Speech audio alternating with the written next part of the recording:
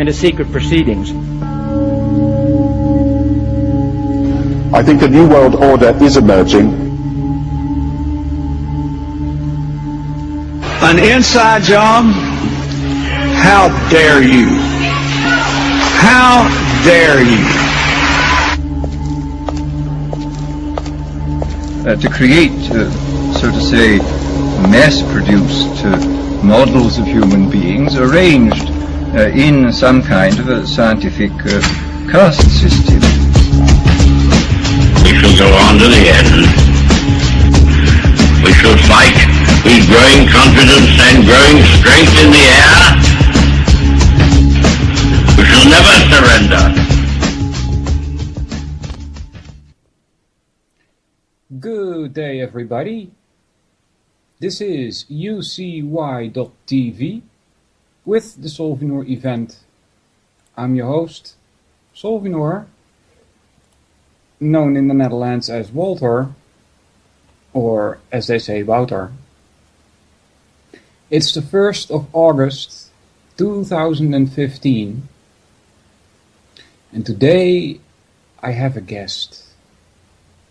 Let's see if we can actually drag him into the conversation. Let's see. Add to conference. Invite to group call. There we go. Let's see if this works, guys. Hello. Hello, Robert. Hello. Hi, Robert. Can you hear me? Hello. Oh my God.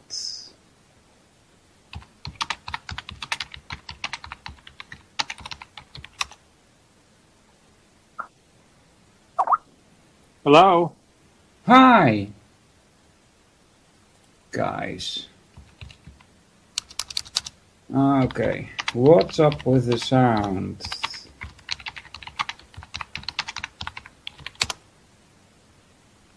I have no idea. Hello. Hi. Hi, can you hear me? Yes, I can. Oh, okay. I didn't know what was going on here. All right. Something went wrong, but we're okay now? Okay. I can hear you if you can hear me. Yes, we're good to go then. Excellent. All right. How are you doing? I'm fine. Good, good, good. All right, this is UCY.tv. And there's a couple of people in the chat I usually like to welcome at the start of the show. It's Anon, Captain, Dan, Hopper, Jules, Lavon, Meticlus, Mr. Van Bolswing, Popula, that's Liza, Road Dog, and those are the chatters for today. If you have any questions, please type them in capital letters so I can pass that on here. Thanks so much for joining me, Robert. Oh, you're very welcome. I got a message from John Anthony West that I should get in contact with you. So I thought, well, that sounds like a good idea. Okay. Somebody says Robert Schoch is on many Discovery Channel shows. Is that correct? Well, yeah, I suppose that is correct. Discovery Channel, History Channel, I don't know, Sci-Fi, NBC. I've been on lots of different shows. Awesome. I actually can't keep track of it because what happens is I think I get interviewed for things and I get interviewed numerous times, and then they also trade clips. Uh-huh. Yeah. So you end up, people tell me they saw me on something and I never heard about it.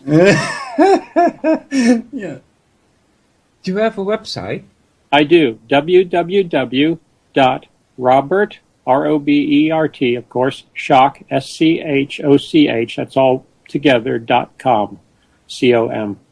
Yes. So www.robertschoch, S-C-H-O-C-H.com, C-O-M.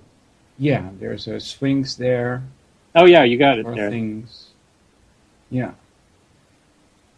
So, as I said in the email, This is not scripted radio. That means I don't have a list of questions ready. Okay. My experience is that those are the best kind of shows. The non-scripted ones. So I hope you're okay with that. Yeah, I'm fine. Cool. Okay. And have we started yet, or we're starting now? We are already live. Okay, that sounds good. Yeah. And I'm happy to take questions too. It sounds like you have people that may have questions, so I'm happy to address those also. Yeah. Somebody claims that you're on Ancient Aliens. I don't believe that. I've been on Ancient Aliens a number of times. Oh, I'm sorry. I'm misunderstanding this. That you actually do believe that there are ancient aliens? I don't think so, right? I don't subscribe to ancient alien theories whatsoever, but I've been interviewed a number of times on the History Channel or History Channel 2 in America, Ancient Aliens program. What they do is they have a number of experts on different topics to talk about particular issues, many of whom, in fact, I would say probably the majority of whom do not subscribe to ancient alien theories.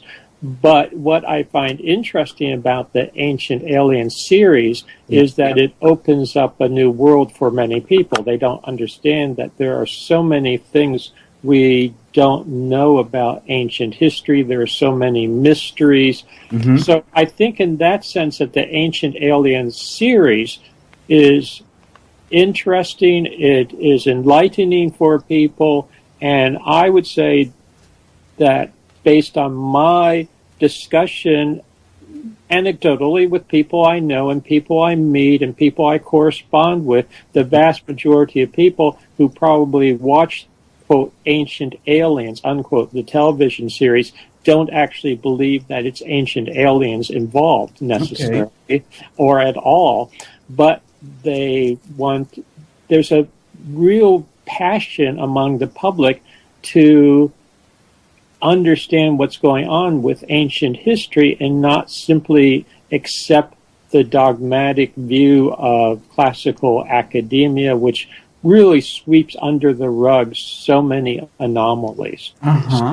So I don't like the name Ancient Aliens personally, but it's been a very successful show, I believe, for that very reason, that it's willing to look at some of these anomalies. Some people might say a bit superficially in some cases. They always have the spin-off, could it be by ancient aliens? Could it be blah, blah, blah? But they always phrase it in terms of questions, not asserting dogmatically. So I think it serves a useful purpose. Yeah. So I understand you are an archaeologist. No, you understand incorrectly then. Oh.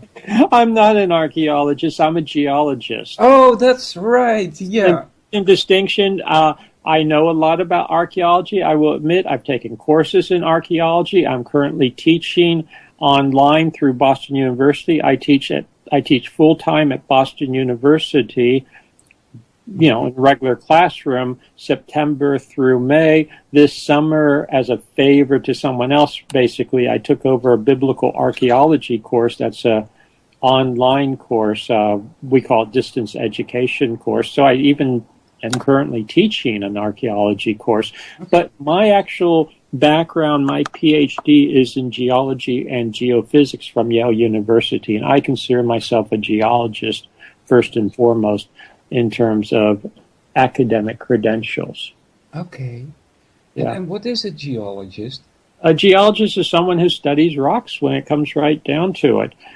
So I study rocks. I study layers of rocks. I have now, for the last 25 years, applied my expertise in geology to looking at ancient structures, most of which are carved out of rock. So I started with the Great Sphinx. I'm sure, I imagine that John Anthony Westwood, when he was on your program, talked about the Sphinx and the erosion and weathering on the Sphinx.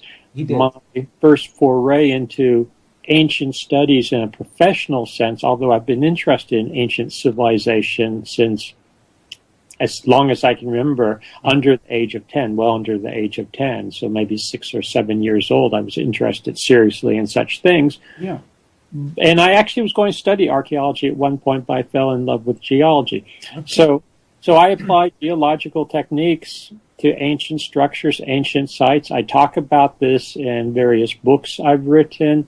So tying with rocks, one of my earlier books, 1999, is called Voices of the Rocks. Uh-huh. Yeah, and my most recent book is called Forgotten Civilization, the role of solar outbursts in our past and future, because one thing I'm very interested in as a geologist, and again, this is a distinction maybe between geology and archaeology, is I'm interested in big picture phenomena. I'm interested in natural events, how they tie in with ancient civilizations. I'm very interested in what was happening at the end of the last ice age, 9,700 BC, and how this decimated early civilizations of the time, which I talk about in my book, Forgotten Civilization, for instance. I also mention this a little bit on my website, that type of thing. And if people go to my website after this interview, they can see a short bio of me, and my various publications, small links to just little, I don't even want to call it articles, little introductions to various topics that I'm interested in as a geologist looking at ancient civilizations. Yeah, you mentioned civilization and ice age in one word. Am I to understand that there were civilizations like 9,700 years ago? Yes, this is absolutely the case, and this is something very different than the dogmatic mainstream point of view, the mainstream academic point of view. And I have to point out that I am an academic in the sense that I have a PhD from Yale University. I have been teaching full-time at Boston University since 1984. I'm a tenured faculty member. So I sort of straddle a couple of worlds. I am part of academia. I am a mainstream academic in that sense, but I hold a very different view than some of my colleagues, and I am basing it on the evidence. And the evidence that we have now is that there was what I call a cycle of civilization prior to the end of the last ice age. And the last ice age ended 9,700 BC. And we have evidence. This was first suggested by my early work on the Great Sphinx. We now have a site in southeastern Turkey known as Göbekli Tepe it was being excavated by Air Professor Klaus Schmidt, Professor Dr. Klaus Schmidt, but he died, unfortunately, very suddenly, very tragic, last year.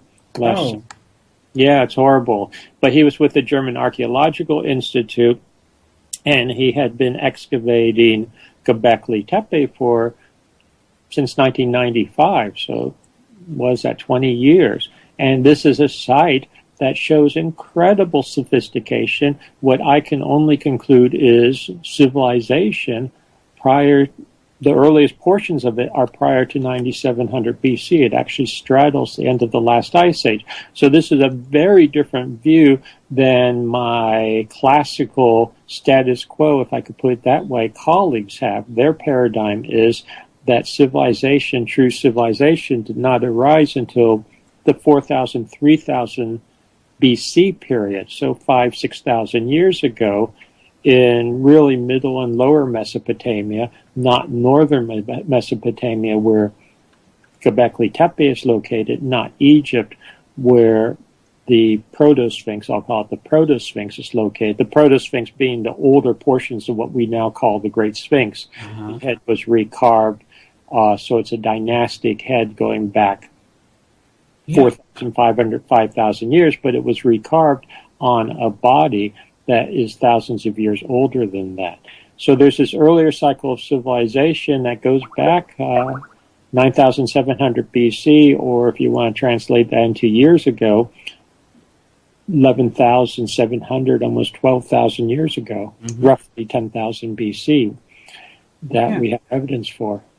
Yeah, the owner of this web station, this internet radio station, is very happy that you are on. She's posting some stuff from you in the chat room. It says Dr. Schoch has been quoted extensively in the media for his work on ancient cultures and monuments around the globe, including Egypt, Turkey, Bosnia, Romania, Bulgaria, Wales, England, Scotland, Norway, Mexico, Peru, Bolivia, Chile, South Africa, and Japan.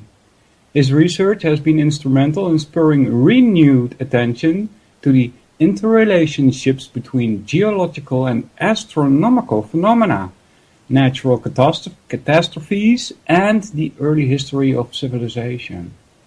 So you've been around the world, huh?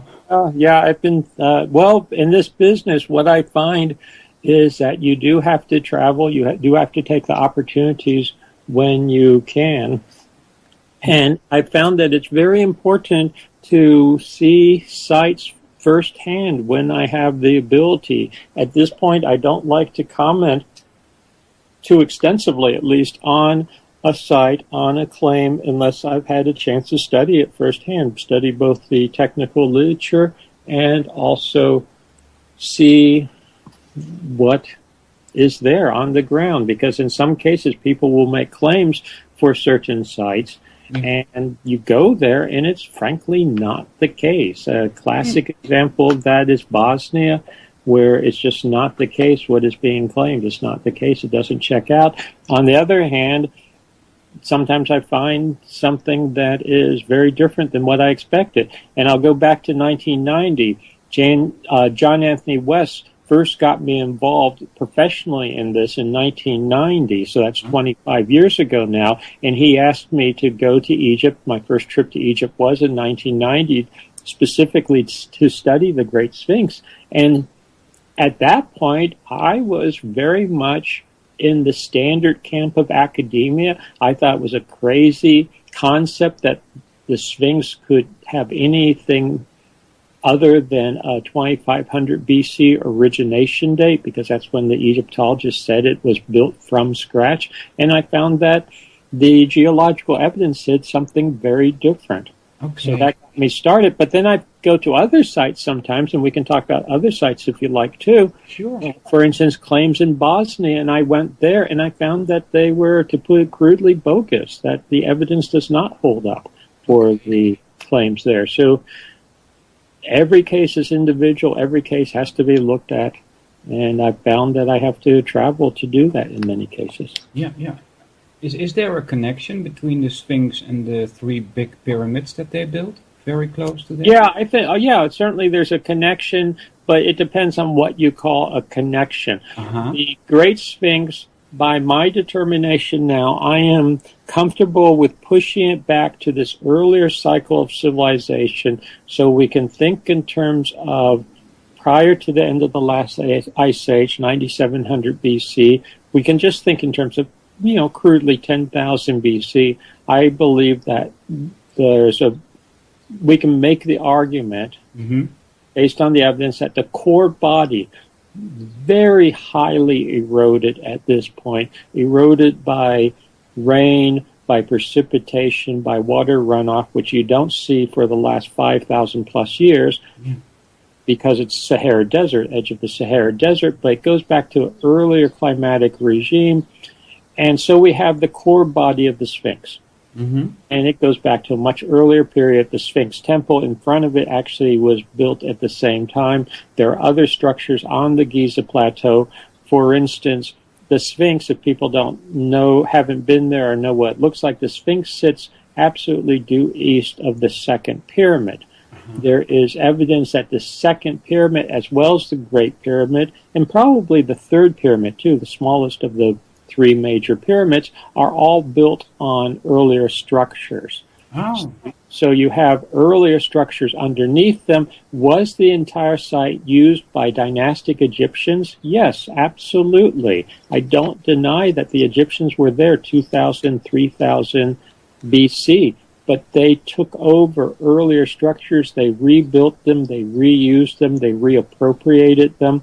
Not unlike, we have around the world. In, Europe, you go to some ancient, when I say ancient, medieval cathedral, and it has modern repairs on it. People are still using it, yet it goes back 1,000 or more years, perhaps. Yeah. So they were reusing earlier structures. As I already mentioned, they recarved the head of the Sphinx into a dynastic head. Mm-hmm. So it's not the original head.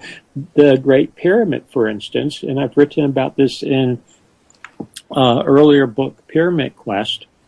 The Great Pyramid, I am convinced, sits on what was, for lack of a better term, a sacred mound that goes well back before dynastic times. Thousands of years, may go back to the end of the last ice age, as being recognized as a sacred mound. In the Great Pyramid, if you go into the Great Pyramid, you can go up into the Grand Gallery and the King's Chamber, and that's what most people do, and they get very excited about that. But to me, much more exciting is going down the descending passage into what's known as the subterranean chamber in the bedrock, well below the actual pyramid structure. And that, for instance, I'm convinced is a much older structure. They were going down there. In fact, we find caves and underground chambers associated with ancient structures from this earlier cycle, with these very old structures. And so that's older. I was mentioning that we have evidence that the second pyramid is built on top of an older structure, and it's less definitive, but probably third pyramid too. So we have older structures there which are being reused and reused again. Uh-huh. There's a couple of questions coming up in the chat room. One we will get to, because I really want to let you speak about that also. Jules wants to know about the place in Turkey. You said that it's, you're supposed to have said that it's 11,000 years old and advanced. So that's one thing. And what? Advanced. Yes, very advanced. Yeah, okay. It goes back 11,000, 12,000 years.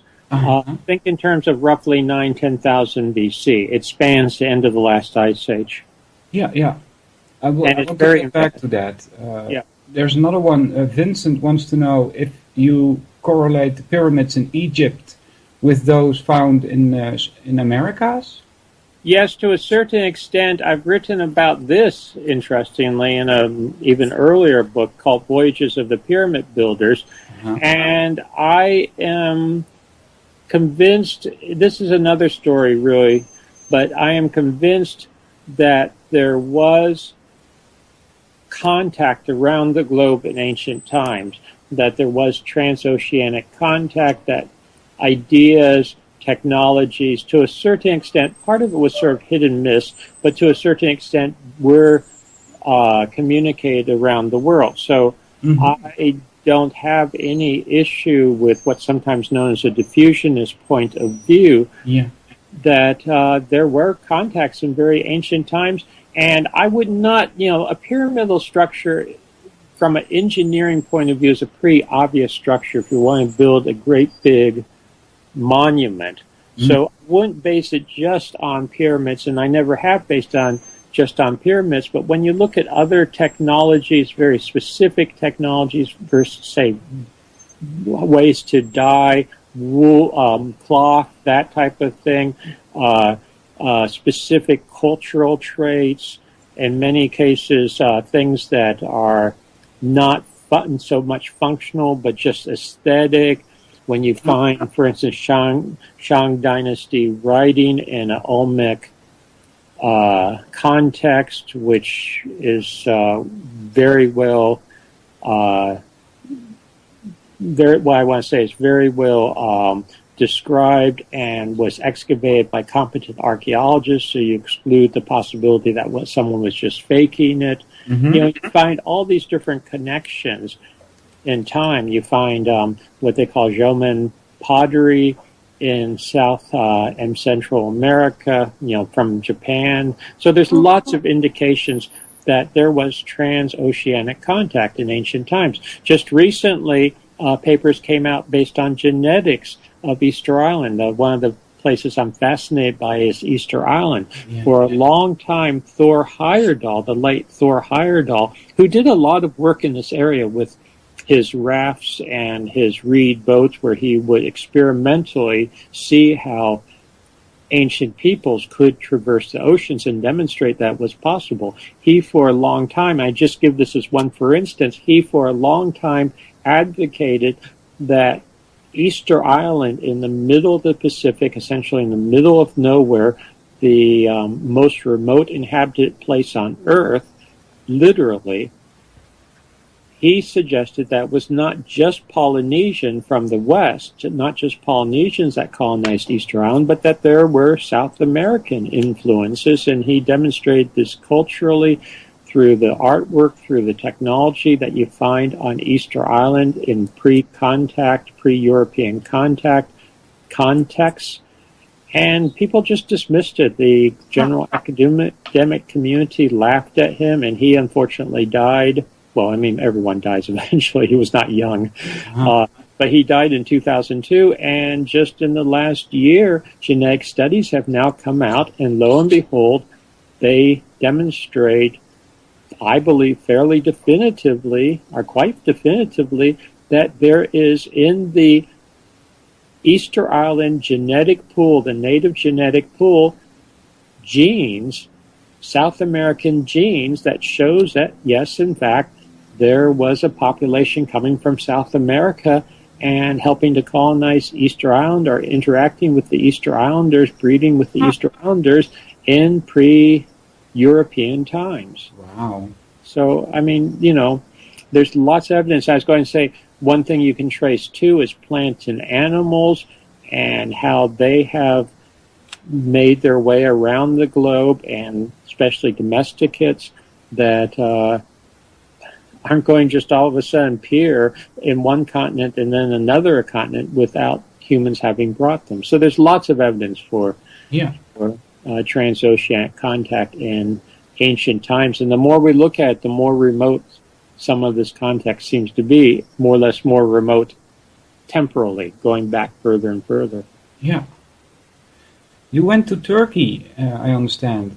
Yes, I was in Turkey. Katie, my wife, and I were just in Turkey it's a month before last, June. Today's August 1st now. Yeah. But we were just back there looking at Göbekli Tepe in particular, but we've been going back and forth to Turkey now with a specific focus on this incredible site in southeastern Turkey. Okay. For a number of years now, because it is so important. And actually, if I could put a little plug in, we do take tours. We do take people there to see these sites also. So if anyone's interested in that, they should check our website or go to my website and be put on the mailing list. Have taken people in the past, because I think it's very important for everyone to see these sites if they're interested and have a, sort of a passion for it as I do. I like to take people to see some of these sites, so I do lead public tours also. Okay. Yeah. So, what exactly is Göbekli Tepe? Göbekli Tepe's near the city of Urfa. It's, I want to say, 50 or some kilometers north of the Turkish-Syrian border in southeastern Turkey, maybe 60 kilometers, somewhere around there. It's fairly close to the Syrian border. You can actually see the Syrian border from it if you know what you're looking for. You can see water towers, that type of thing. Okay. And it's I'm just giving you the location. So it's actually part of northern Mesopotamia. It's near the Euphrates River. It's not on the Euphrates, but it's near the Euphrates River. Interestingly, it's actually northern Mesopotamia. If you read the Hebrew Bible, or the Old Testament as it's called among Christians generally, this is the land of Eden. It's actually the area where Eden is located. But what you have at Göbekli Tepe is stone circles. That's the best way to introduce it. People can often think of stone circles, they think of Stonehenge. So they think of a circle of standing stones.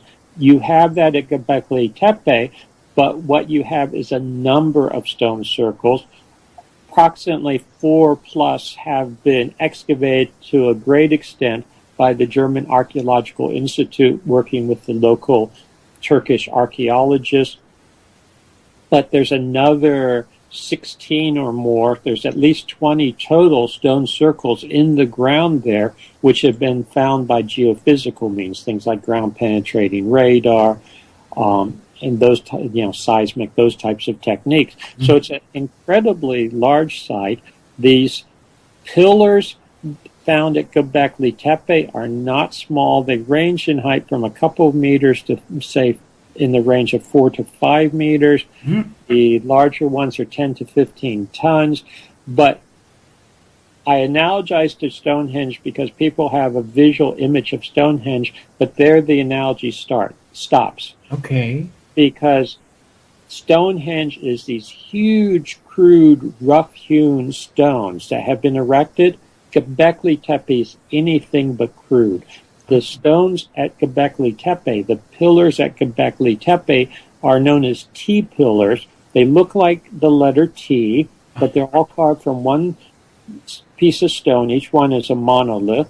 Okay. And they are beautifully carved. They have sharp edges. They have smooth surfaces. They're not rough-hewn like Stonehenge or other European monuments of the same style as Stonehenge. They're smoothly carved. They're beautifully carved out of limestone, and many of them have reliefs on them. Oh? They have carvings on them. Some are anthropomorphic. They actually are humanoid. They have arms. They have hands. They have a belt. They have a loincloth. Others have animals carved on them or scenes carved on them. Scenes? Yeah, scenes. What's that? Like it has little ducks on it and a background of, maybe some kind of setting, landscape. People argue exactly what it represents. Yeah. It seemed to have various animals, aurochs, which is a type of wild cattle that's now extinct, cranes, foxes, boars, pigs. When I say boars, wild pigs. Yeah. That type of thing. Serpents, snakes, insects, scorpion, vulture. Now, I want to point out that I'm naming all these animals, but I suspect that they're not really animals per se. Or yes, they're animals, but they're animals that represent something else. For instance, they may represent constellations in the sky, or they may tie in with my theory of what ended the last ice age, which was major solar outbursts and configurations that you would see in the sky during a solar outburst. So I think that what is being carved at Göbekli Tepe is very sophisticated, and it's not just decoration per se, but probably when you spend that much time carving this, creating these structures, it probably has a message, at least that was understood and known to the builders, that we have yet to fully interpret or to interpret at all. One thing I would point out, for instance, is that by my determination, so I'm talking about my own work and analysis of Göbekli Tepe, these are aligned. The enclosures, they call it, are the stone circles, have circles around them. Again, think of Stonehenge circles, but each one has a central pair of pillars in the middle, and these seem to be aligned to the sky, and specifically in the range of 10,000 to 9,000 BC, they appear to be aligned on the vernal equinox, by my analysis, to the region of Osiris, Taurus, and the Pleiades, which seems to be a very significant region to many ancient peoples. For instance, my colleague Robert Bouval has determined, and I'm sure a lot of people are aware of this, the so-called Osiris correlation of the three great pyramids, the three major pyramids on the Giza Plateau, that they correlated with Osiris in about 10,000, 10,500 BC. I was actually quite surprised, even embarrassed, when I found that there's a similar correlation at approximately the same time at Göbekli Tepe. But it seems to be a very important region of the sky. We have independent evidence, for instance, from Germany and France, that people were recognizing Osiris as the headless hunter. Osiris is the classic is a classic constellation, asterism actually, with the belt and the body of the hunter. I'm sorry, when I said Osiris, I'm thinking in the Egyptian terms, Orion. Yeah. Yeah. So they seem to point to Orion, the Orion correlation on the Giza Plateau, the Orion correlation that I found at Göbekli Tepe, and Orion and Osiris are the same figure, basically, when it comes to Egypt. So that's why I was saying Orion, Yeah. Osiris. And then Taurus. So we have Orion as a hunter figure in Germany, for instance, on Mammoth Bone, going back apparently 30,000 or more years. We have evidence of Taurus going back at least 15 plus thousand years in some of the cave art, that type of thing, as a bull with the Pleiades associated with Taurus, and these are all in the same basic region of the sky. And it may have to do with some of the early creation myths. It may have to do with things that were literally happening in the skies that affected humans here on Earth. So it's a very, very interesting. Yeah. So the belts on the stones in Göbekli Tepe, they would tie to the belt of Orion? Yes, absolutely. In fact, what's known technically as Enclosure D, which dates back before 9700 BC by my analysis, just before that, and so existed at the very end of the last ice age. The central pillars of Enclosure D are these huge anthropomorphic headless figures, but they have arms, they have hands, they have an incredibly beautiful belt with a fox pelt loincloth, and I believe that they may well represent Orion in the sky with the belt stars. Yeah, the stars of Orion are a very classic asterism. Yeah. So when you study stones, how do you determine how old it is? That's a very difficult thing. Most stone, there's two questions here, just to make it clear to everyone. You can determine the age of the actual stone when it formed, and usually that has no applicability whatsoever to an archaeological site. So, for instance,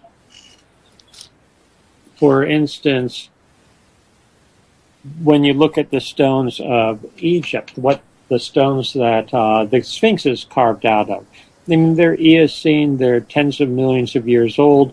Sometimes people get very frustrated with me because there's one fellow, he found a sea urchin in Giza, and he says, oh, this ties in with my theory that it was flooded with water, and then they build up scenarios about how the sea was there. Well, yeah, the sea was there millions of years ago because these are limestones that formed in an ancient ocean, and there are fossils there, but that has nothing to do with the archaeological site. Yeah. So what the real issue is when were they carved? When were they formed into an archaeological site? Yeah. So in the case of the Sphinx, my early work on the Sphinx, I looked at once the structure was carved, how was it weathered? How was it eroded? How long would it take to weather and erode it to the point where we see it today? What climatic regime would it have to be exposed to? And then you can tie it in with the paleoclimatology, for instance, and figure out what period it must have been carved in or carved before that period to have been weathered and eroded to the way we see it now. So that's one type of technique. Another technique with Göbekli Tepe, for instance, is Göbekli Tepe was... So Göbekli Tepe in southeastern Turkey that we were just talking about was purposefully buried by the ancient people. And we know this because it was not just left to the elements. It was not a site that was simply abandoned by ancient people. They purposefully covered over, they purposefully buried it. You can see this with the stratigraphy, that is the layers of rocks. And what you can then do is try to date when it was covered over, because layers of rock and soil were put in there by the people. It includes some carbon fragments. You can radiocarbon date those. Also, you can radiocarbon date what different minerals that form. So they would precipitate, they would form. Think of little, if you go into a limestone cave, little stalactites and stalagmites. Those actually formed in the debris that was used to cover over Göbekli Tepe after it was covered over. So it gives you an end date of it must have been covered over by such and such a date. That date is about 8,000 plus BC. So we know it was totally covered over 10,000 years ago. Okay. And everything in there must be older. Another way we can date things, I'll go back to the Sphinx, is you can look at subsurface weathering. For instance, fellow geophysicist Dr. Thomas DeBecke and I in the early 1990s looked at subsurface mineralogical changes, subsurface weathering around the base of the Sphinx, which allowed us, depending on the depth of that weathering, to calibrate when that surface must have first been exposed. So there are a number of ways you can try to date things. You mentioned radiocarbon dating minerals. Yeah. Those minerals, how did these minerals come to be?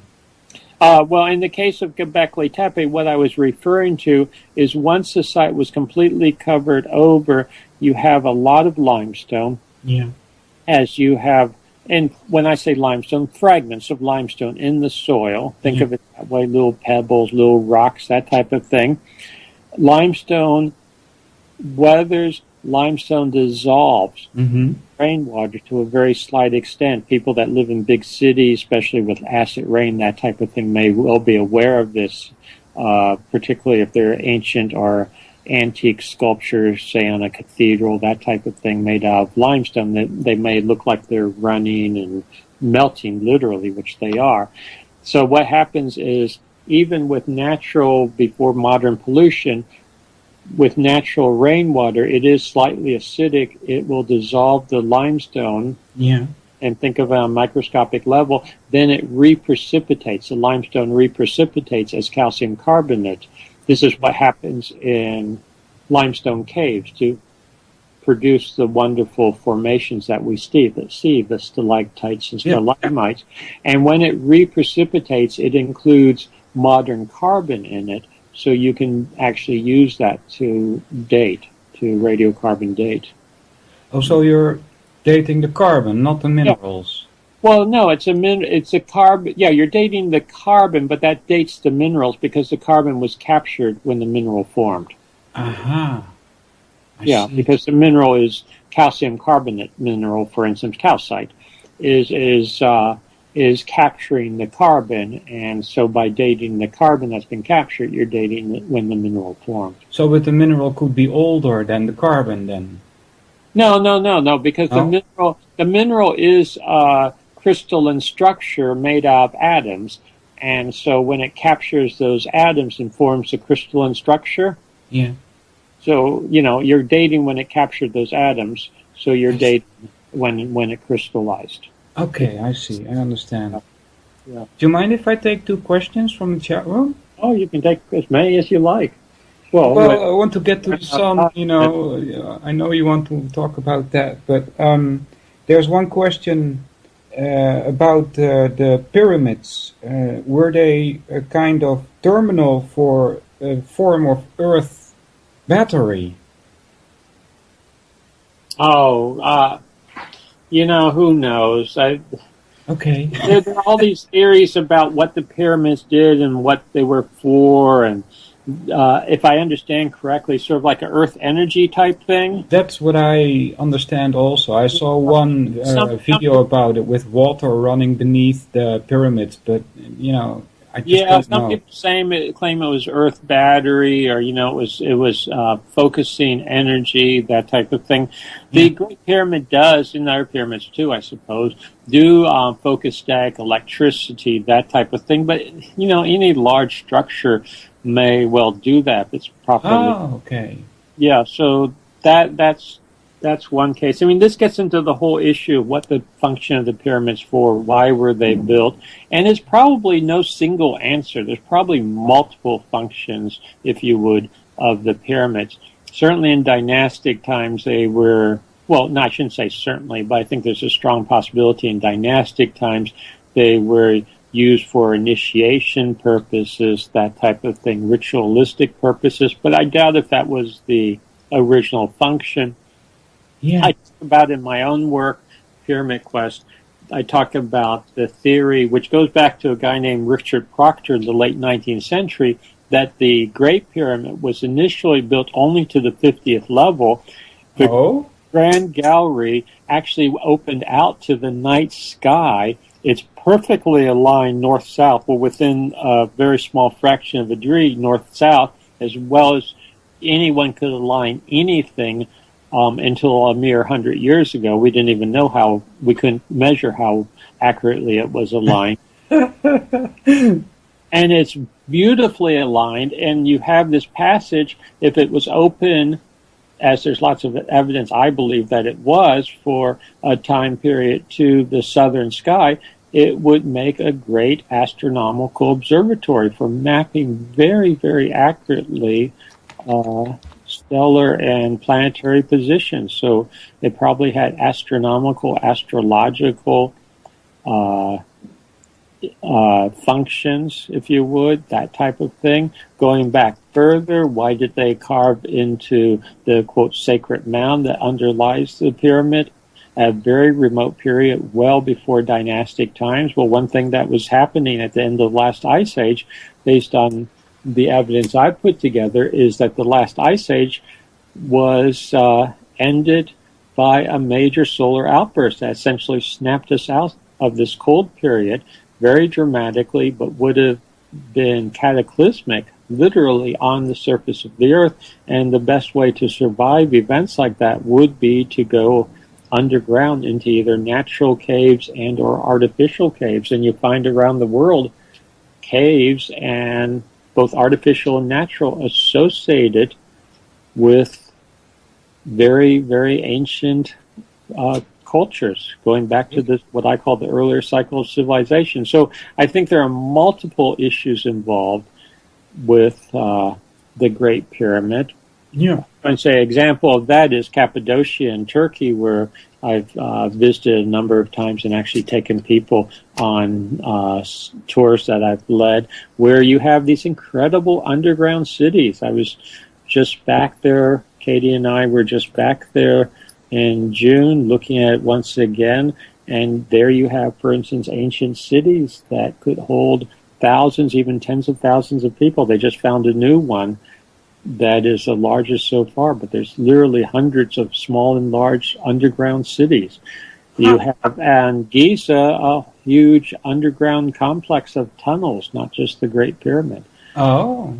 Yeah, so, I mean, there's a lot of interesting, strange things going on, if you would. Yeah, yeah. Another question from the chat is, what do you think of Puma Punku? Puma Punku is very interesting. I've certainly been there to take a look at firsthand. South America, honestly, it has not. I've not spent as much time analyzing in depth the South American. I've been there a number of times, but I've, you can only spread yourself, do so much. Yeah. In so much time, so I'm not sure exactly what to make of Puma Puma and Tiwanaku there. Certainly related.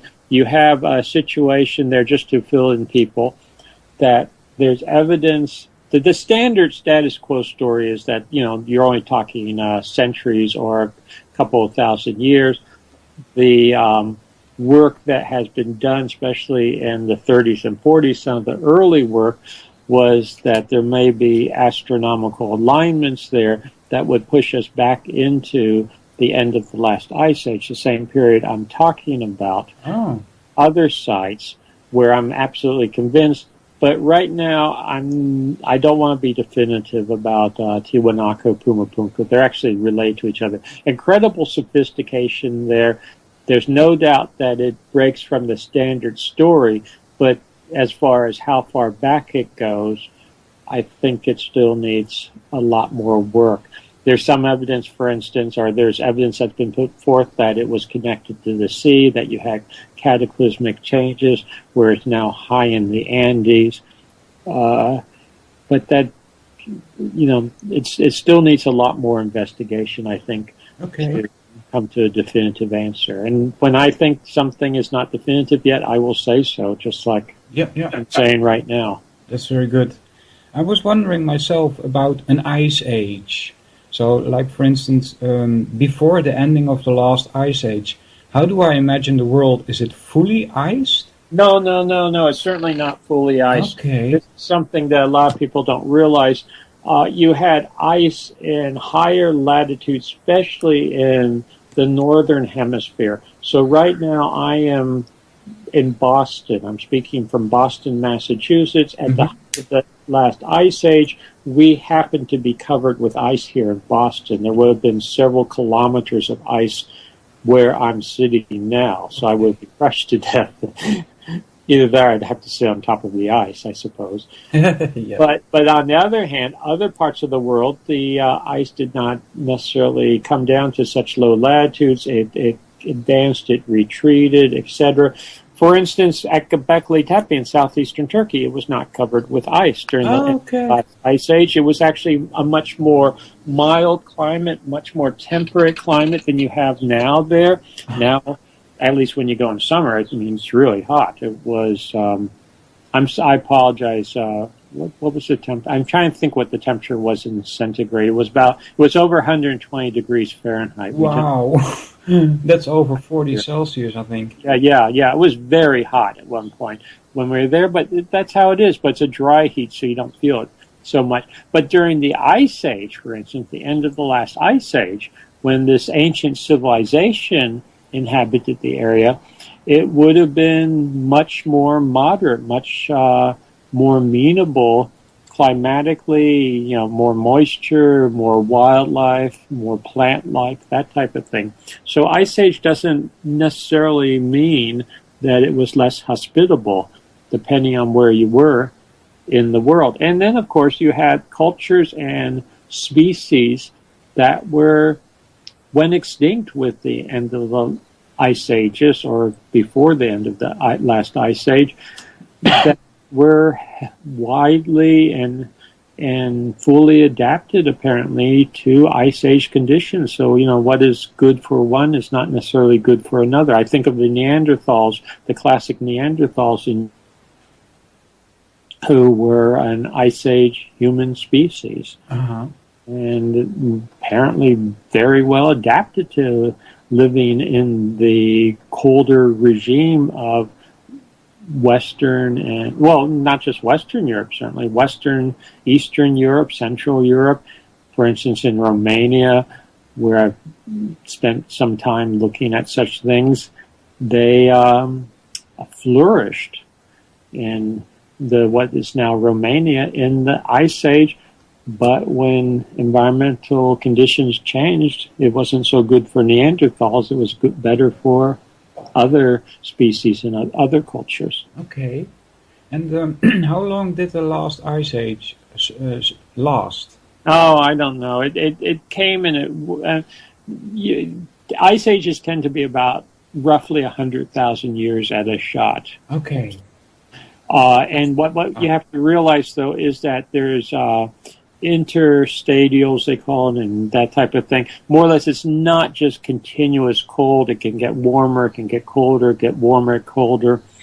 And the end of our last ice age is very interesting in this respect, because it was starting to warm up slowly, sort of gradually. Then you have what's known as the Younger Dryas at the very end of our last ice age, and that was essentially a 1,200 or so year cold snap, where it got very cold again, about 10,900 BC. That lasted about 1,200 years. I'm basing the dating on Greenland stratigraphy. Other people sometimes will cite slightly different dates based on other stratigraphy, other analysis, but I'm happy with the ones I'm citing. So it got cold about 10,900 BC, so there was a cold snap that started then, lasted about 1,200 years until the dramatic warming in 9,700 BC, when it just snapped us literally out of the last ice age. So that was very recent from a geological point of view. Yeah. The link between ice ages and the sun seems to be there. Oh, yes, absolutely. I'm convinced. I'm convinced that in a very big sense, the ice ages and coming and goings of ice ages really has a lot to do with the sun, and there's even evidence that sort of a solar standstill, if you would, or solar decline can induce ice ages, can induce things like the Younger Dryas very quickly, very dramatically, and then really snapping out of the ice age, especially the last ice age, I think was a major solar outburst. There's a lot of isotope data and other data suggesting that the sun had a huge solar outburst and dramatically warmed the climate. Well, what is isotope data? What is that? The isotope data, what we have in various sediment cores, and particularly ice cores, that type of thing. You get various isotopes. Beryllium is one in particular. Carbon is another major one, certain isotopes of carbon. And these form and correlate. They're basically a proxy for solar activity because as the sun gives off more or less activity, it affects the amount of cosmic rays that come into our atmosphere. That affects these isotopes that form in the atmosphere and then eventually, we'll call it, precipitate out onto the surface, and you can measure those. And something that's very interesting is a lot of people for a long time, when I say a lot of people, both general lay people and scientists, thought that the sun does not vary enough in intensity and output, at least over the last few million years, does not vary enough to have much effect on the climate of the Earth at all. They would say, oh, the sun varies so little it can't affect climate change on Earth. But that's not true. And there's a couple of factors that are involved. One, our sun is another star. It's a star. And we know that stars now, like the sun, go through periods of stability and relative instability, and they go into essentially disequilibrium periodically, then they sort of re-equilibrate. So they go through various periods, and just because we haven't seen much in the last few thousand years doesn't mean that that's the way the sun has always been for all of eternity. The second factor is that it's more complex than the sun just giving off more or less energy. It gives off things like the solar wind. When it's slightly more active or much more active, there's lots of different scenarios. It pushes away cosmic radiation, these cosmic rays, particles that come from deep outer space.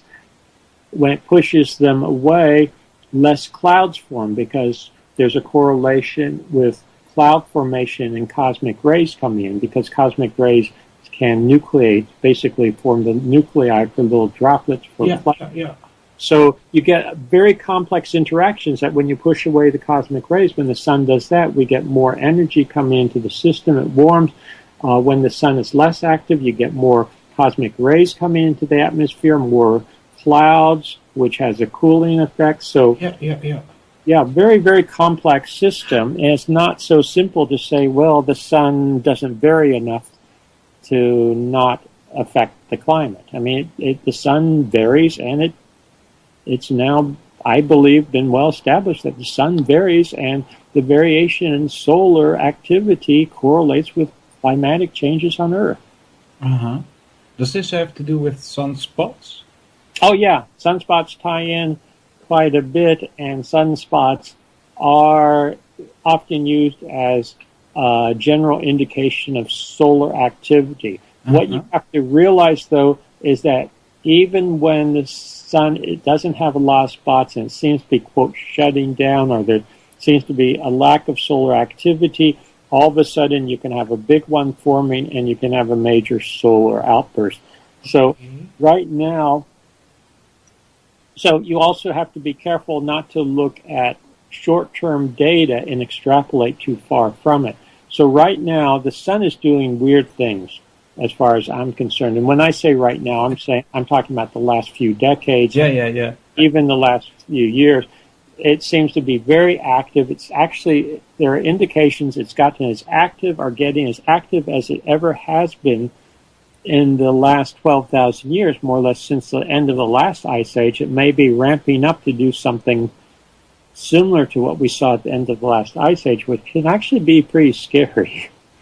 Because if it has a major solar outburst, we would wipe out modern technology, we will wipe out our computers and our electrical grid systems, that type of thing. Mm-hmm. And there is precedent for this in that in 1859, and I talk about this extensively in my book, Forgotten Civilization. So my book, Forgotten Civilization, is not just about ancient civilizations, it's actually about modern lessons we need to learn from ancient civilizations in history and apply it to modern times. In 1859, there was what was a minor solar outburst from an astrophysical perspective, mm-hmm. major from a human perspective. It's known as the Carrington Event.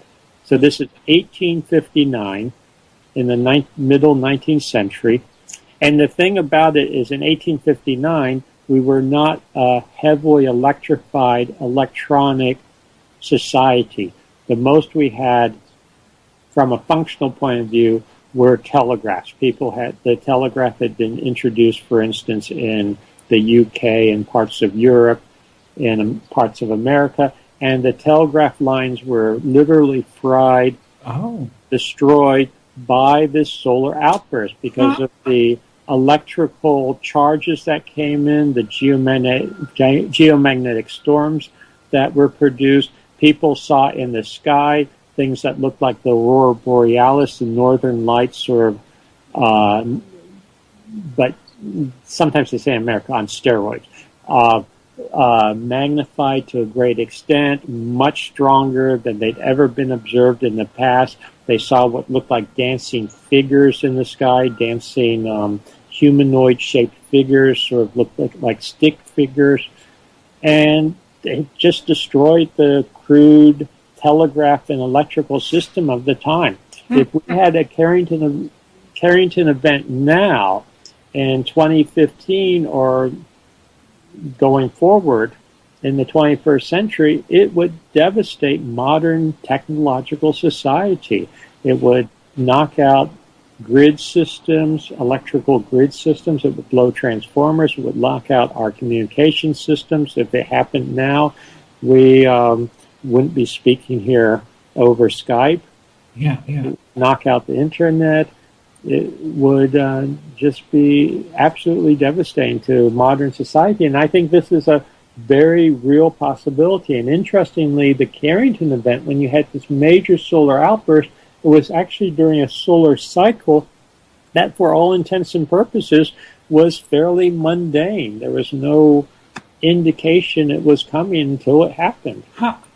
Yeah, so we have to be very careful. Right now, it seems that the sun, by my analysis, and not just my analysis, other people too, seems to be in a very volatile situation. It seems to be in a very erratic situation. It seems like it is going through a period of instability, and we have to be careful. And some people have been saying, oh, the sun is shutting down, we're going to go into a mini ice age. Yeah. May be quiet at the moment, but to use the cliche, this may be the calm before the storm. That it could literally explode with a solar outburst. And if that hits us, there was actually a solar outburst a few years ago, which if it fortunately for us, for modern society, was directed away from Earth, but not very far away. And if we had been slightly different place in our orbit by a week or two, we would have been hit by it. That's a near miss. Near miss. If that had happened, again, you and I would not be talking now because it would have devastated modern electronics and electrical systems, and I don't believe that we would have been able to get back up and running as a society to the point where we'd be having a Skype chat today. Is there not a possibility with our technology today to detect such a solar No, well, yes and no. Only your detection is going to be a matter of at most days that it's coming in. Okay, and then shutting down things wouldn't help? It depends. When you have a solar outburst, you usually, as far as we know, because we haven't experienced many of these in modern times to have data on it, you probably have a major solar flare that comes in at the speed of light. Then you have what are called plasma, electrically charged particles. You can think of a big ball of particles coming in. So that travels at incredible speeds, but not close to the speed of light. That can take, depending on how fast it travels, a couple of days, to get to us. Yeah. So you see the flash of light. You then know that it's sometimes called coronal mass ejection, is coming in towards Earth. Yeah. So maybe we have a couple of days before the big one hits. That's what we saw with the Carrington event in 1859. But there's not complete records of the Carrington event because they didn't have the sensitive magnetometers, the sensitive equipment that we now have to measure all the different aspects of it. Yeah, yeah. So it's something that we really, as a society, need to be looking at and taking seriously, and tying back with ancient civilizations.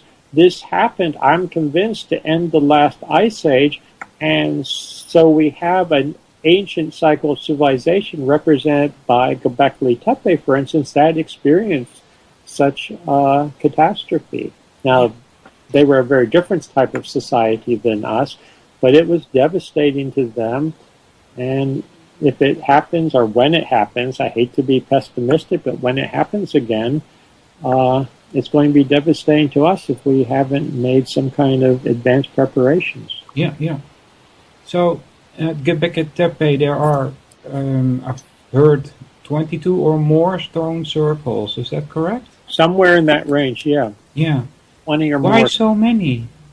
Well, I don't know. I mean, that's one of the things. We're looking at a really huge, complex site.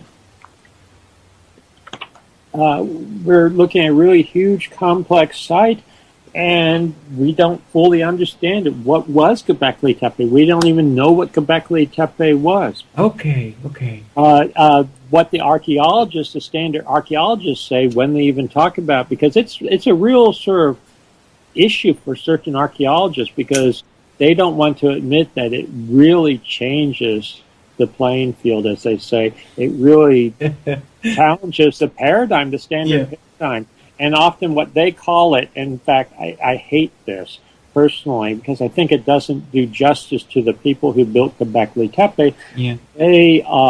They say it's the world's first temple. Well, how do they know it's a temple? Why do they call it a temple? Because the standard archaeologists, and I don't need to be nasty here, but I am being a little nasty. I'm being honest. That's okay. The standard archaeologists, if you don't know what something is, you don't know what a structure is, you either call it a temple, or if you find some burial there, you call it a tomb. Yeah. The world is not that simple. Did it have maybe some religious purposes? Yeah, sure, possibly.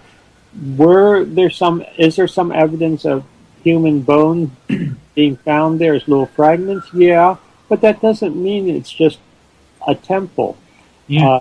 Even when we look at our modern, when I say modern, I'm thinking as a geologist, when we look at medieval society, for instance, European Middle Ages and high Middle Ages going into the Renaissance, church and science and museums and universities were all interconnected. So I often think of Göbekli Tepe as sort of being a / museum, university, center of learning, something where they were working on understanding the world around them, probably making astronomical observations, as I mentioned before, tying it in with bigger picture. One thing we find with ancient societies is that I believe many of them were much more attuned to natural cycles, much more attuned to the bigger picture, grander scheme of things than we are in modern society. I'm speaking from America, and here so many Americans, all they can think about is the election cycle of the president, which is only 4 years. They think beyond 4 years. Yeah. It's absolutely ridiculous. Versus here, you had civilizations in the past that were thinking in terms of thousands of years, and looking at precessional cycles, for instance, which we have evidence of at Göbekli Tepe, and the precessional cycle is about 24 to 26,000 year cycle. Yeah. Going through the different ages. Just so people know what we're talking about, we're in the age of Aries now, going to the age of Pisces now. What am I saying?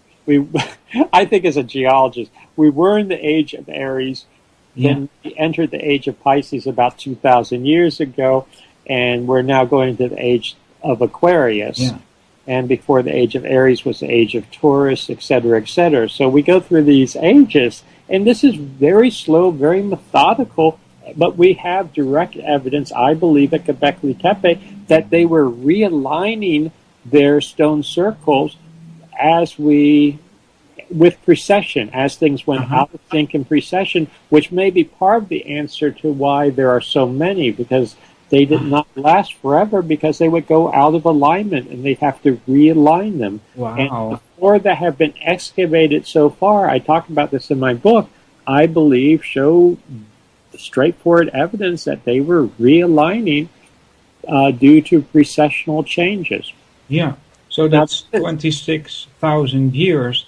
That would mean that there had to have been, or that's just a suggestion here, but that there had to have been a civilization that lasted at least that long, right? Yeah. I think we are looking at the just the very tip, if you would, of the end of a sophisticated civilization that lasted a very long time. We're not looking at origins of what we have at Göbekli Tepe right now. I think is the end, and it was devastated by what happened at the end of the last ice age.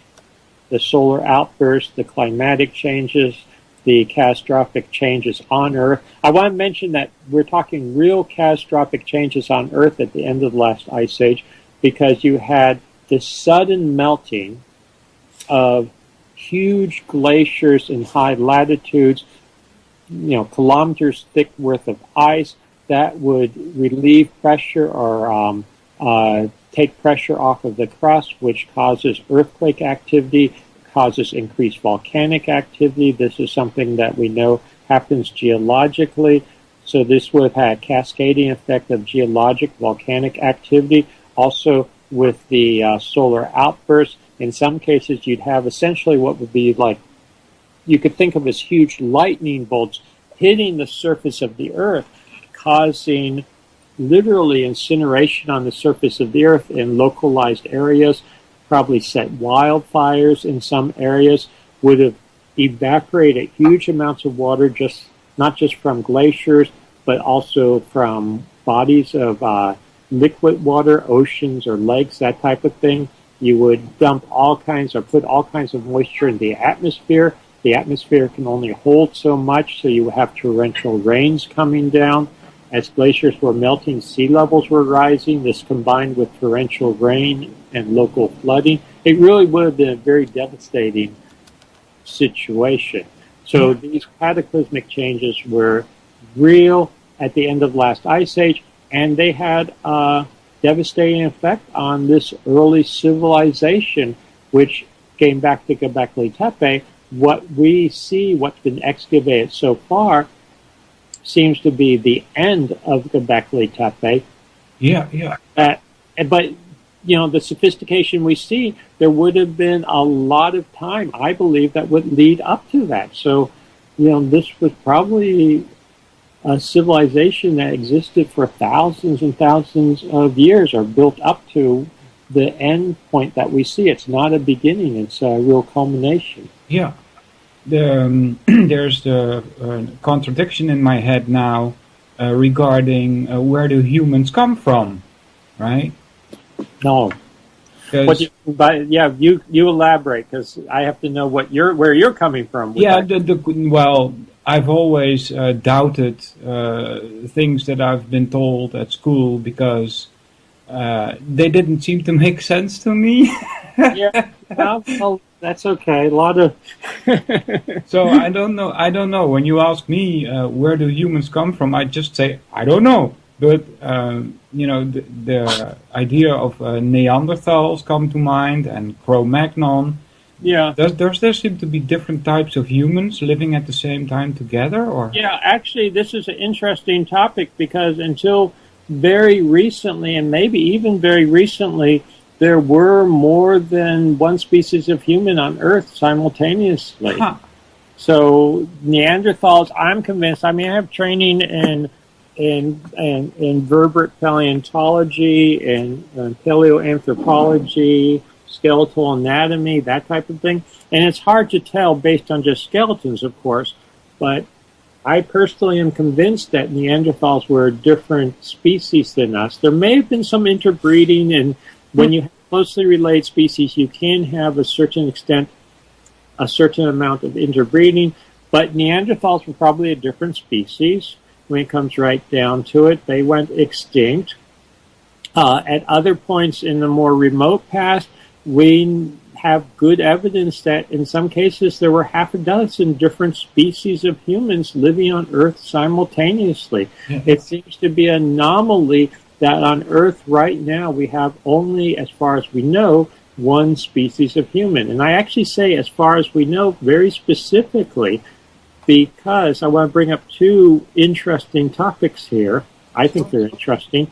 In Indonesia, on the island of Flores, was found just earlier this century. So when I say earlier this century, in the last 10 years or so, something known as Homo floresiensis, which was a separate and distinct species of human known from fossil evidence, and it was a little diminutive human. Sometimes it's referred to as the hobbits, and this was a species of human where they stood maybe 3.5 feet high, a meter or so high. Yeah. And that was when they were fully grown, maybe slightly higher, but they were a separate, distinct species. And what's really interesting is that they existed at the end of the last ice age, not very long ago from a geological point of view. 15,000 years ago or so, they were still around. They were alive. They were coexisting with our species. Yeah. And in fact, they may have existed even much later than that because actually you're coming from the Netherlands, aren't you? Yes, correct. Yeah. My part of my family is from the Netherlands. Yeah, your last name does suggest something like that. Yeah. My part of my family, my family's basically what we call in America Dutch. My grandmother always referred to us as not really Dutch, but Netherlandish or whatever the term might be, and German. But my point is that the what we call in America the Dutch, the Dutch East Indies, they were trading in Indonesia. Those sailors, those admirals, even they brought back all kinds of ethnographic material and I'll call it stories, but I don't mean to dismiss it that way. And one of the things they brought back was that in what we now call Indonesia, there were stories told by the locals as late as the 18th, early 19th century that there was a race of little people that lived up in the hills that would come down sometimes and raid their villages, steal their babies, that type of thing. And this was absolutely dismissed by all modern, anthropologists. But now we have evidence that there was this species, Homo floresiensis, and given the nature of Indonesia, most bones are not preserved. It's a tropical type environment. And is it possible that this species existed even as recently as a couple of hundred years ago? I don't think that's impossible at all. Is it possible, this is really wild to think about, is it possible that somewhere on some remote island, do they still exist? Yeah. No, it's not totally impossible. Now comes another thing I want to bring, and this gets back to the Dutch too. Katie and I, my wife, Katie and I, have a love for Easter Island, and we've been there a couple of times. We were actually married on Easter Island in the Pacific, and it's called Easter Island because it was discovered or first sighted on Easter Sunday by a Dutch expedition in 1722. Okay. Now, where this ties in is that there were first-hand accounts that when they first found the island, that there were, quote, giants on the island. And they were the men were said to be 12 feet tall, the women were 10 feet tall, and the men at least were tall enough that they could stand, when they were standing, if they spread their legs slightly, the sailors could walk between their legs without so, and again, anthropologists dismiss this as just total nonsense and just sailors' tall tales. And then I talked to one anthropologist about it, and he said, oh, yeah, that was probably true, but that his explanation was they were standing on stilts. Yeah, sure. My relatives, my heritage, they were not so stupid that they couldn't recognize when someone was standing on stilts. Yeah. And they even talk about them, they row out in little boats. I doubt if you do that standing on stilts. Yeah, that doesn't make sense. To make matters even more interesting, we actually met and stayed with someone who's a native of Easter Island who said, yeah, as a child, he had seen big human bones in a cave on Easter Island that seemed to tie in. So is there evidence that there were a race of giants still on Easter Island? At least when I say race, at least a few representatives as late as the 18th century. I at this point I wouldn't base a lot on that, but I wouldn't dismiss it either.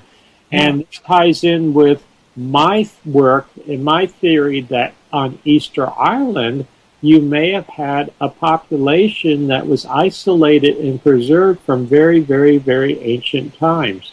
Yeah. So the classic story with Easter Island is that it wasn't colonized. No one lived there until maybe, depending on who you talk to among the status quo archaeologists, they will give you 500 AD to 1200 AD, but very late. Yeah. There's actually been recent work that pushes that back at least twice as far in time, twice as far back in time. But I've speculated that, in fact, it may have been colonized much, much earlier than that. And interesting on Easter Island, I wanted to mention this briefly, and I talked about it in Forgotten Civilization. On Easter Island, it's the only Pacific island that has its own indigenous script.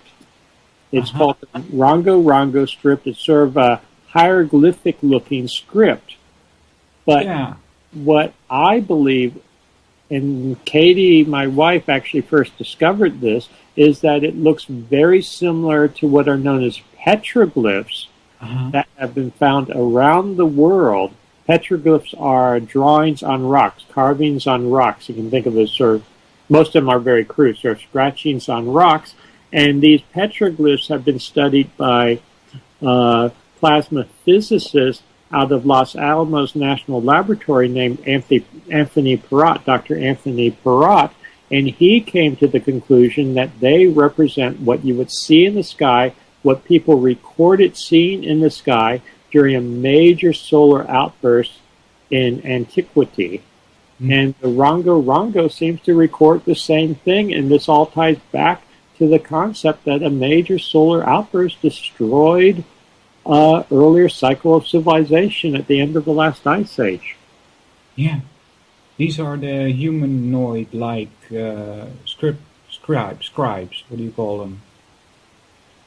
The form of the glyphs is like humanoid, the right? Glyphs, they sort of look like humanoid figures. Yeah. And they lot of them, but they have very distinctive features, diagnostic features. They look like they have big hands holding them up. A lot of them look like they have birds' heads, so they look like bird-headed humans. And interestingly, if you look at very ancient civilizations around the world, one of the motifs that you see over and over are these hybrid bird-headed human figures. And it may all go back to the end of the last ice age and what people were seeing in the sky. And, you know, a lot of times when we look at things in the sky, whether it's clouds or anything else, we tend to anthropomorphize. We put it in terms that we are familiar with. And even in 1859, during the Carrington event, they talked about seeing what looked like human figures in the sky.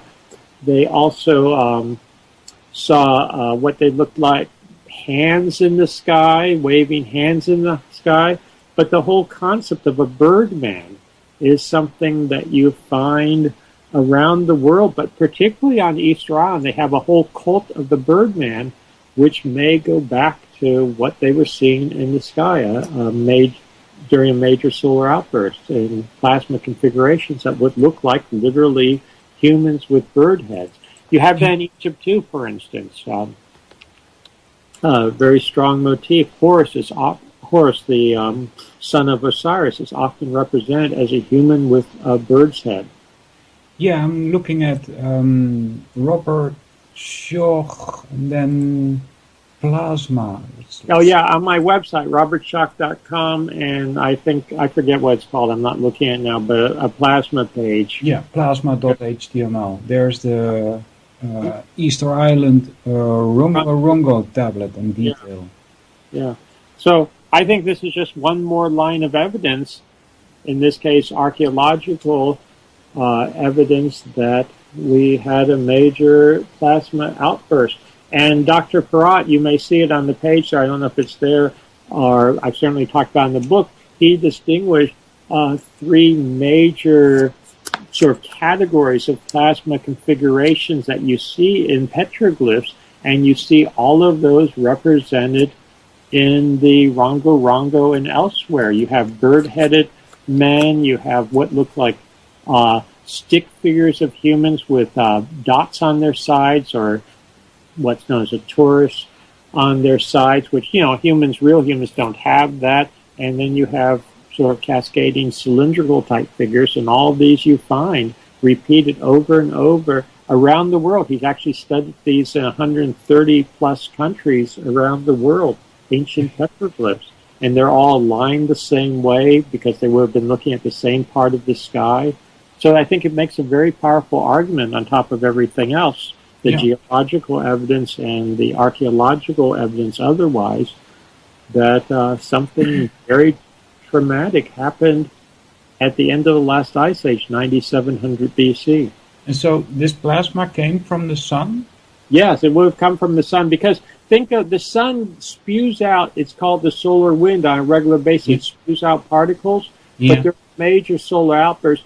The best way to think of it is like a big ball of gas being expelled by the sun, sort of shooting out of the sun. It's known as a coronal mass ejection because it's a mass that comes from the corona of the sun, the layer of the sun, and it shoots off into space. And if Earth or any other planet is in the way, it hits that planet. Yeah. And that's what happened at the end of the last ice age. That is what happened in 1859. A very small one astrophysically hit us. And that is what inevitably is going to hit us again. And one thing that's very important is that this ball of gas is not really gas, it's plasma, which is another form of matter. What we think of on Earth is normally solid, liquids, and gases. Those are three states of matter. Yeah. Well, that fourth state, which is really charged particles. Okay. Charged particles, generally in outer space, moving very quickly, but you can think of charged particles, basically atoms stripped of their electrons flowing. Plasma, it's said that most of the universe actually is plasma when it comes right down to it. The vast majority of the universe is plasma. When you have a fluorescent light, what's making it fluoresce, what's making the light is actually a plasma inside the tube or the bright portion of the light. Okay. So this is, think of it as these charged particles. Often they refer to as a gas, but it's really a ball of charged particles that hits Earth, and when it interacts with the magnetosphere of the Earth, it causes what are known as geomagnetic storms. It causes flashes of light in the sky. This is what gives you things like the northern lights and the southern lights. And it would interact with any kind of electrical systems on Earth. We have in America and around the world, you have lines, electrical grids, power lines, both underground and above ground. These would act as huge antenna, picking up these electromagnetic radiations, electromagnetic fields, and it will overload them. It will blow transformers. It will back up and damage power systems, electrical power systems. We had a small one in 1989, a small solar storm like this that hit Quebec and caused a blackout for millions of people for a number of hours. That was a very small one. Yeah. If we knock out grid systems, here's something that we're very concerned with. When I say we, people who are in the know about these things, if you knock out electrical grid systems, if you knock out power, you lose power. Ironically, a number of power stations that create power would be damaged. What is used around the world, unfortunately, in my opinion, for generating electrical power, nuclear power, nuclear power plants. Nuclear power plants, if they lose electricity, ironically, they start to have problems. They can't cool themselves. They can't. Everyone knows about Fukushima and what happened with Fukushima. Well, yeah, there's different theories going around in the scene that we call ourselves the awake people, right? Yeah.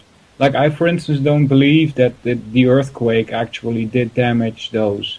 They were built to withstand earthquakes like that. So, but that's not my point. My point is, if you have a power plant that's damaged and shut down, with earthquake or anything else, we can argue about what caused. I'm not even arguing. We can discuss. Have different theories. The point is, something happened to Fukushima and start leaking radiation. Yeah. If we have power shut down to over 400 nuclear power plants, commercial power plants around the world, or even just a few of them, you're going to have radiation leaks all over the place. Yeah, that's so there's lots of issues involved. People that live in cities, I live in Boston. We have an underground subway system that will flood I wouldn't say immediately, but very quickly, because they have to have electric pumps to pump water out of it because it's below the water table. People that live in high-rise buildings, they're not going to be able to get up and down because elevators aren't going to work. Water is not going to work because it's not going to be pumped. It just goes on and on, the devastation. Economic devastation, you're going to lose power to computers. You're probably going to fry a lot of computers and computer systems. Most transactions now, economic transactions, most money, most currency is nothing more than electric chips. Yeah. Computers, that's all going to be lost. I mean, the problem, my point right now is that we have made ourselves as a society incredibly vulnerable to something like this. Yeah. So I don't want to be a scaremonger, but no, it's okay to talk about those things. My audience is not easily scared, so don't worry about it. Yeah. I was talking to a colleague of mine at my work about global warming, and I said I don't believe that it is man-made, and he called me a non-believer. Do you get that kind of ad hominems also thrown at you? Yeah, you are a non-believer. But in fact, I think that's great, because to me, you don't want to be a quote believer, because what does a quote believer mean? It means that you're believing something without any evidence necessarily. You're just taking it on faith. And my working ideal for myself, at least, is I don't quote believe anything without evidence for it. When I look at the evidence for global warming, I have found that there's a very strong correlation between climate change, global warming, and solar activity. Yeah. And there is a huge industry right now that is built upon the premise that global climate change, global warming specifically, in the last few decades, in the last century, is based on anthropogenic changes. It's based on human-induced changes. And there's a huge industry. There is not even billions, I guess, trillions of dollars tied up with that. And it is dependent on people believing that global warming is caused by humans. So if you don't believe that, you are threatening that paradigm. You are threatening a huge complex of industries and economics, and it has a huge cascading effect. I know that people can get fired from universities if they're not tenured for denying global warming caused by humans. They can lose grants, that type of thing. So there's a lot more going on than just science and the facts of science. When you look at the actual facts, here's my assessment. Most of climate change that we know about has nothing to do with human aspects. It was not being caused by humans. I'm a geologist. We have had changes in climate. We've had ice ages and interglacials, with major changes in climate for millions of years, hundreds of millions of years, billions of years, and they weren't caused by humans doing anything. There are other aspects to it. Yeah. Recently, when I say recently, an argument can be made that in the last couple of decades, the changes in climate are tied intimately over the last, say, century or two with changes in solar activity. And very, very recently, there is an argument to be made that putting greenhouse gases, that type of thing, in excess into the atmosphere may be exacerbating certain aspects of climate change. Yeah. So there may be a slight human component, but it's certainly, in my opinion, not the driving factor. Does that make sense?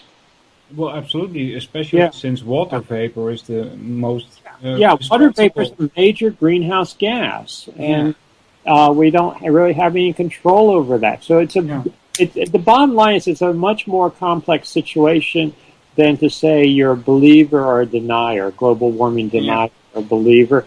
And for people to try to put it into a black and white context like that, I think shows more than anything else their ignorance of what is really going on. So just to clarify, I think that there might be some slight anthropogenic component in recent decades, but the primary driving factor over the centuries and millennia, and going back even further in time, is solar activity primarily, and other factors that can play into it, orbital parameters, the occasional,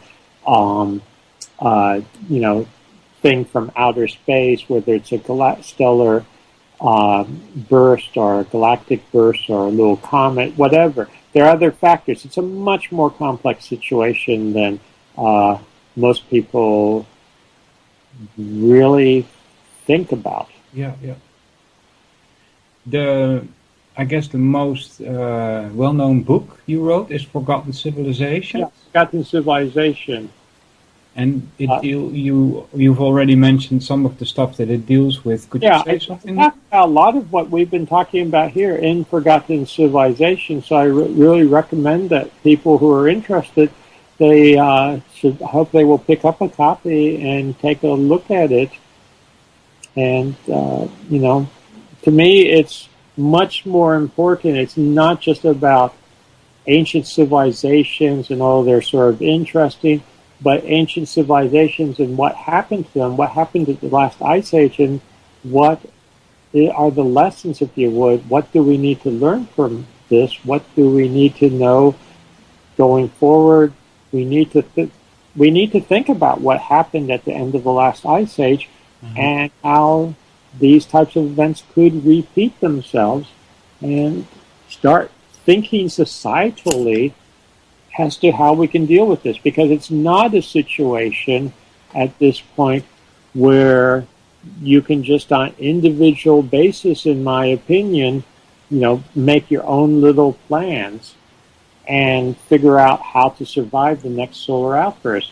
The solar outbursts have had a major role in civilization and the comings and goings of civilization.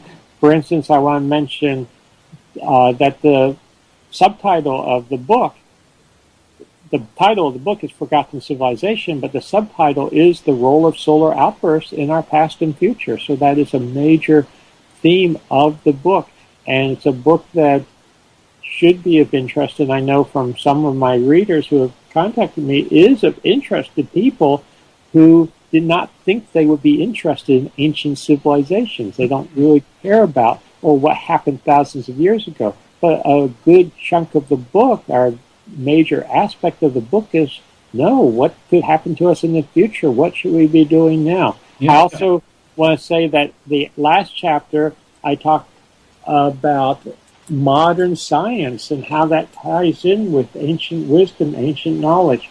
The title of the last chapter is Ancient Wisdom, New Discoveries, and New Science, and how interestingly, and this is something I never imagined 25 years ago when I started studying such things, interestingly, I am now convinced that the ancient civilizations, especially the very remote ones, they may have known things that we don't know. They may have understood things that we're just starting to understand once again. Huh. So they may have had real knowledge that we don't have. Not necessarily, I'm not talking necessarily they had spaceships and, technological knowledge, but understanding about cycles of nature, understanding of I hate to put it in these terms, but deep philosophical understandings. Okay. If you want to use the term metaphysical understandings that we're just rediscovering, for instance, in things like cutting-edge physics. Yeah. In the beginning of the show, you mentioned lectures that you gave on the internet. Is that correct? I speak, and some of them have gotten onto the internet, that type of thing. Yeah. But I would encourage people, what I would like to mention is people should go to my website, www.robertschoch, and just so people know how to spell it, SCHOCH, Robert Schoch, www.robertschoch, and robertschoch's one word, .com, C-O-M, and they can see where I might be lecturing. I'll be lecturing, for instance, at Virginia Beach in October, at Virginia Beach, Virginia in the U.S., but I do lectures around the world periodically, so as they come up, I post them on my website. And as I mentioned, too, I take people to some of these sites. So, for instance, I have scheduled right now a trip to Egypt again, which will be in the summer of 2016, May, June 2016, with some close friends of mine who do a great job of organizing the ground preparations in Egypt. I love Egypt. I've been to Egypt more times than I can remember, of course, for my research and just for my own interest. But I'll take people to Turkey. It's not posted yet, but I'm planning another trip to Turkey. When I say another trip, a trip where people can join me. Just a number of the sites in Turkey.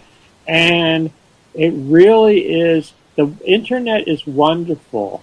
And we get so much from the internet, so much information, but I want to stress that you cannot really fully comprehend a number of these sites without visiting them yourself, if one has the opportunity.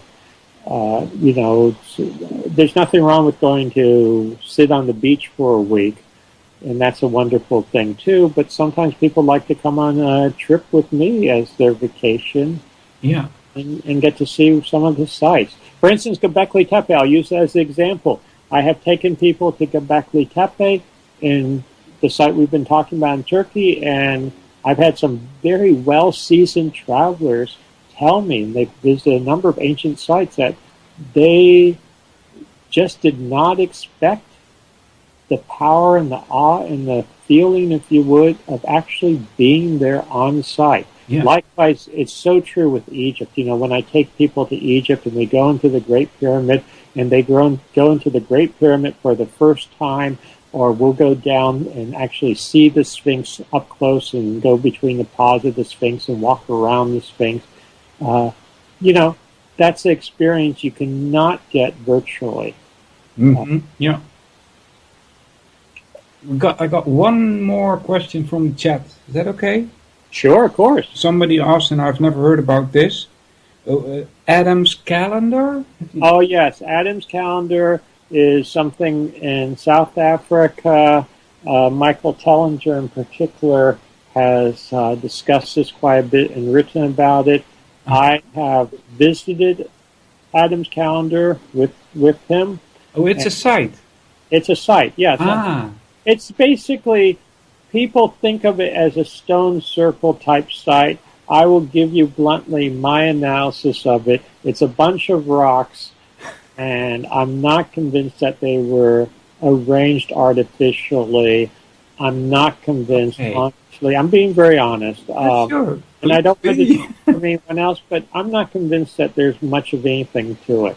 Okay. I think it's been overblown, and you can find, I know as a geologist, you can find rocks all over the place. You can find boulder fields, and that's essentially what we have there, if you would. Mm-hmm. Well, a simple way of putting it, and you can pick out certain ones and say, oh, this aligns to that, and you have to be careful. Yeah, yeah. And I wasn't convinced that these were worked rocks or placed rocks. And that's my assessment of it. At this point. Yeah.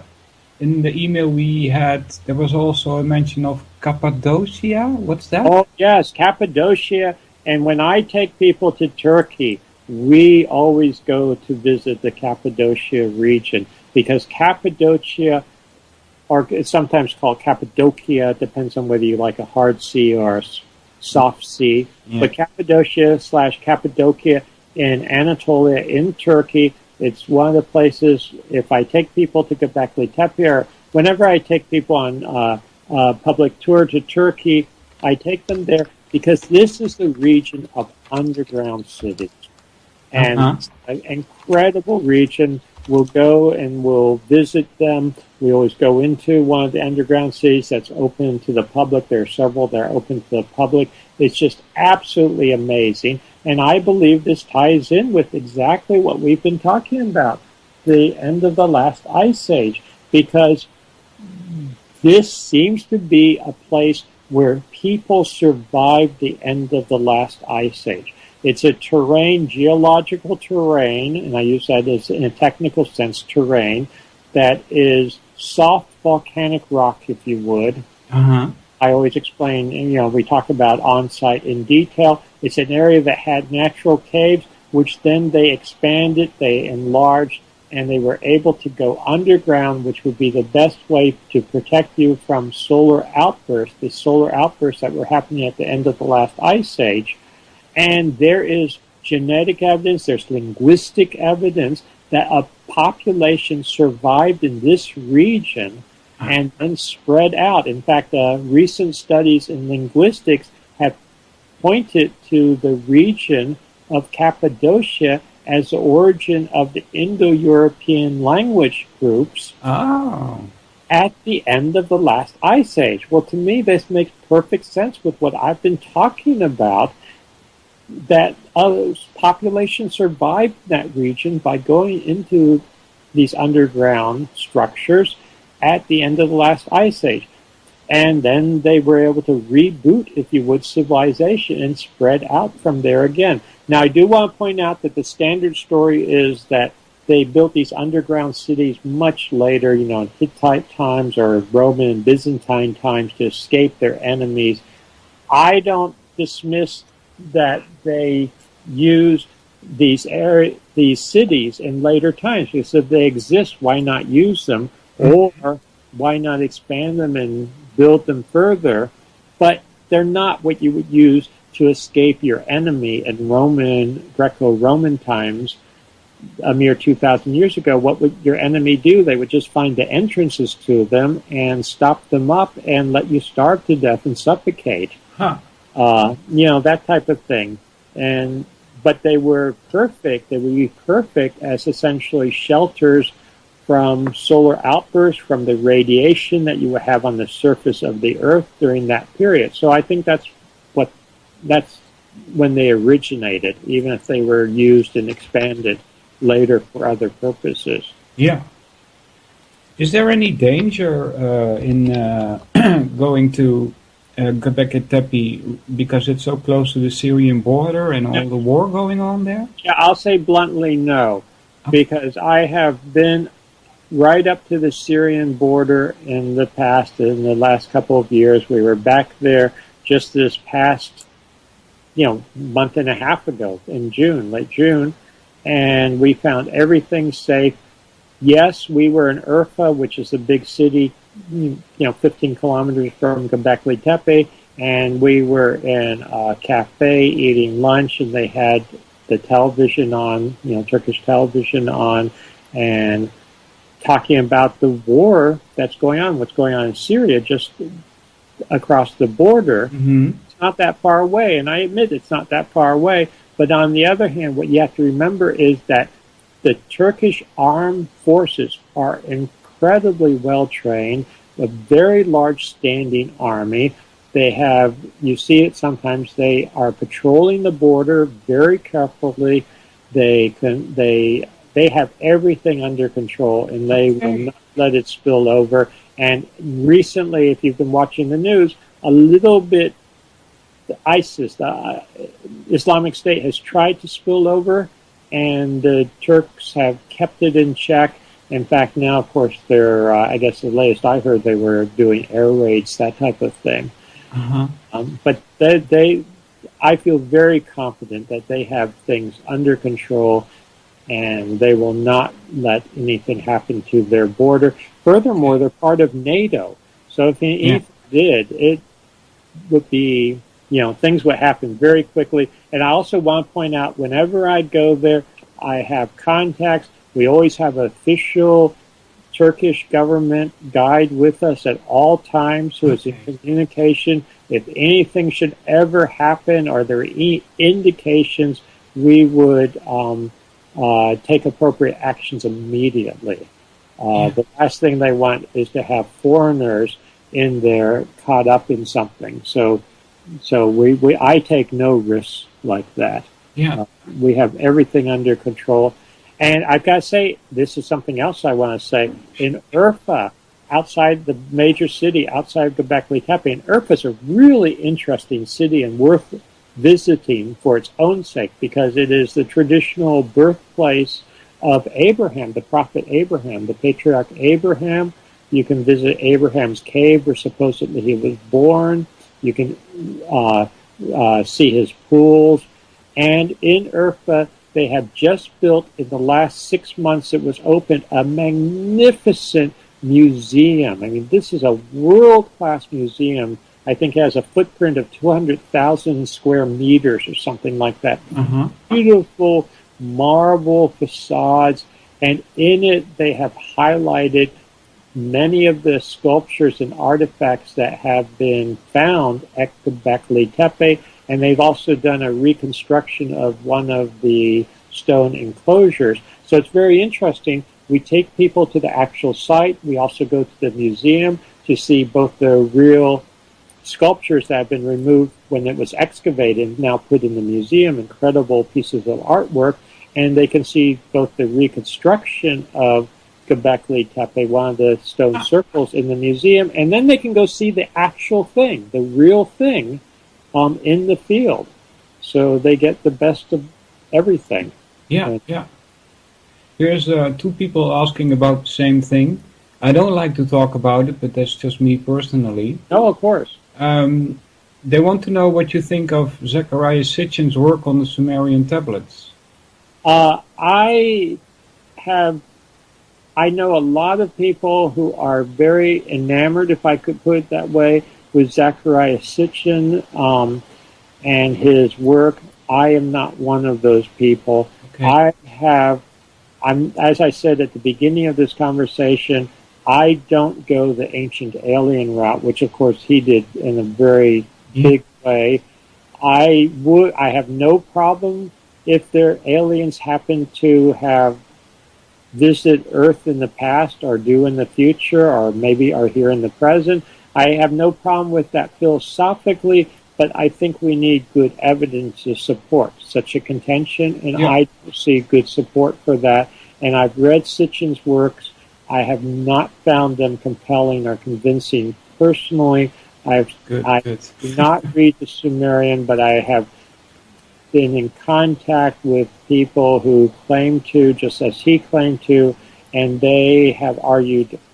I know people who very, I think, strongly argue against his interpretations, and I sort of take a neutral stance on it, should we say that. Yeah. I am pursuing other evidence independently and building on that evidence. Yeah. Well, thanks very much. We've got about 4 minutes left till we reach the end of my event, as I call it. Okay, well, it's been fun. So I would like to mention your website, robertschoch.com. That's SCHOCH, robertschoch.com. People can go there, and they can also, if I understood you correctly, find lectures there, right? Yeah, so they can find lectures, they can find my books, they can find links to trips that I'm involved with if they'd like to join for the sites. They can also be put on my mailing list. If they go to the front page, the first page, the home page of the website, and scroll down to the bottom, they will find the email address for my wife, Katie, Catherine Ulysses, and just send her an email, and you get on my mailing list. Or if there's they want to have direct communication with me, they can send her an email. She shares everything with me. Also, people can contact me through my Boston University email, and if you go to the my bio page, I have my contact information there, my personal contact information. It's been pasted in the chat. Your links have been pasted in the chat like so many times. I've never heard this before, actually. What's that? A lot of your sites from the website robertschoch.com, like Plasma, your bio, and other things have been pasted in the chat. So people are really happy that you came along. Yeah. Oh, good. Great. Yeah. Okay. Any last words? Well, I hope that everyone will visit my website. I hope that maybe some of you, people will want to come on a trip, or I'll see you at a lecture sometime. And also, one last word, something that I'm very excited about, and it's just getting off the ground now, is that I have co-founded, and I don't believe there's anything on my website yet about this, but I've co-founded a not-for-profit organization called Organization for the Research of Ancient Cultures, or for short, Oracle, ORACUL, and what we are... I think I lost you there. What happened? I lost sound.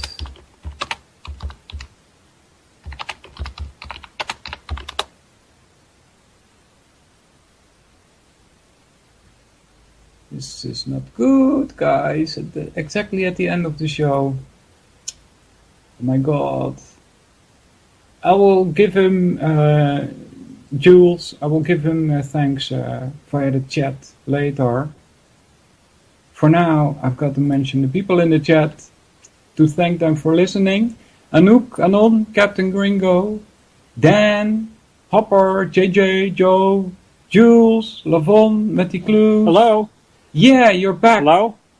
You're back. Hello? Are we still having sound problem? I did. Don't know what happened there. Popular, Road Dog, Tomato, and Vince. Hello? Hi, are you still there? Are you there? Yeah, but the end tune is running. Hello? I'm so sorry. Apparently and historically, a Thanks a lot, Robert. Hello? The secret oaths and the secret proceedings. Take care, buddy. I think a new world order is emerging. An inside job? How dare you? Hello? How dare you? Hello? Hi. To create, so to say, mass-produced models of human beings arranged in some kind of scientific.